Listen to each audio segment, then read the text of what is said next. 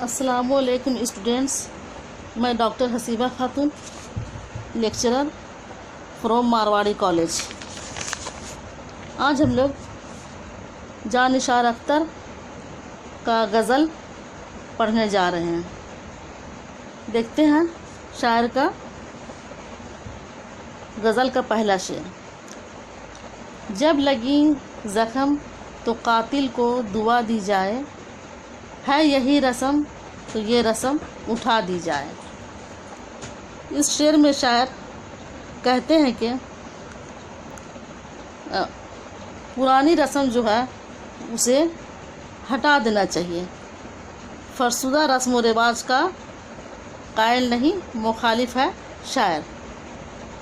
شاعر کے نزدیک ایسی تمام رسموں کو ختم کر دینا چاہیے جو فرسودہ ہو چکی ہے یا وقت کے ساتھ نہیں دے رہی ہیں، ایسی رسموں کو ختم کر دینا چاہیے۔ دوسرا شعر دیکھتے ہیں۔ دوسرے شعر میں ہے کہ دل کا وہ حال ہوا ہے غم دوراں کے تلے، دل کا وہ حال ہوا ہے غم دوراں کے تلے، جیسے ایک لاش چٹانوں میں دبا دی جائے۔ اس شعر میں شاعر جانشار اختر کہتے ہیں کہ زمانے کے غموں سے دل اتنا چکنا چور اور شکستہ ہو چکا ہے، ٹوٹ چکا ہے کہ اس کی حالت بہت خستہ ہو چکی ہے، بہت خراب ہو چکی ہے۔ اس کی حالت بالکل اس لاش کی طرح ہو گئی ہے جسے بھاری بھاری پتھروں یا چٹانوں کے نیچے دبا دیا جاتا ہے۔ غمزدہ دل کو چٹانوں میں دبی لاش سے تشبیہ دی ہے۔ تیسرا شعر دیکھتے ہیں۔ ہم نے انسانوں کے دکھ درد کا حل ڈھونڈ لیا، ہم نے انسانوں کے دکھ درد کا حل ڈھونڈ لیا، کیا برا ہے جو یہ افواہ اڑا دی جائے۔ اس شعر میں ایک ندرت ہے، انداز بیان میں ایک ندرت ہے۔ وہ کہتے ہیں کہ مراد یہی کہ اس جو ابھی مکر و فریب بہت زیادہ ہے اس دنیا میں، اس پر شاعر طنز کرتے ہیں اور طنزیہ وار کیا ہے اس میں، اور کہتے ہیں کہ بظاہر کچھ زیادہ نہ کہہ کر انسان کے دکھ درد کا حل ڈھونڈ لینے کی، افواہ اڑانے کی بات کہی گئی ہے۔ مراد یہی ہے کہ اس مکر و فریب سے بھری دنیا میں انسان کے دکھ اور درد کو دور کیا جانا ممکن نہیں ہے، اس لیے کیوں نہ ہم اس طرح کی افواہ اڑا دیں کہ ہم نے انسان کے دکھ درد کا حال جو بھی ہے اسے دور کرنے، دکھ درد کو دور کرنے کا جو حل ہے اسے تلاش کر لیا ہے۔ اس طرح سے یہ نئے انداز کا بہت خوبصورت شعر ہے۔ چوتھا شعر دیکھتے ہیں کیا ہے۔ ہم کو گزری ہوئی صدیاں تو نہ پہچانیں گی، ہم کو گزری ہوئی صدیاں تو نہ پہچانیں گی، آنے والے کسی لمحے کو صدا دی جائے۔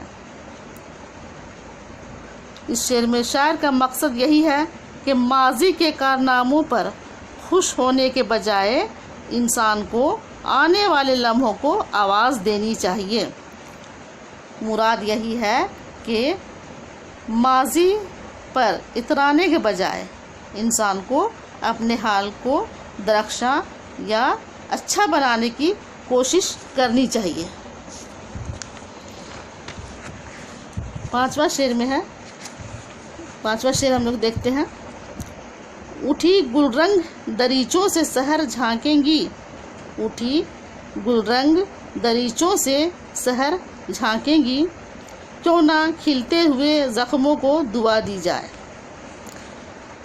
اس میں شاعر کہتے ہیں کہ زخموں کو گل رنگ دریچے سے تشبیہ دی ہے، بہت خوبصورت تشبیہ ہے۔ ایک بہادر سپاہی کو اپنے زخم گل رنگ دریچے سے محسوس ہوتے ہیں، پھول جیسے محسوس ہوتے ہیں۔ وہ ان پر شرماتا نہیں بلکہ وہ اپنے زخموں پر فخر محسوس کرتا ہے. اس کے برعکس ایک مجرم اپنے زخموں کو پوشیدہ رکھنے کی کوشش کرتا ہے، چھپانے کی کوشش کرتا ہے. چھٹا شعر ہم لوگ دیکھتے ہیں کیا ہے. ہم سے پوچھو کہ غزل کیا ہے، غزل کا فن کیا ہے. ہم سے پوچھو کہ غزل کیا ہے، غزل کا فن کیا ہے. چند لفظوں میں کوئی آگ چھپا دی جائے.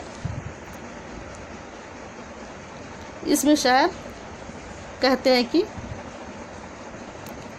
غزل کا فن کیا ہے.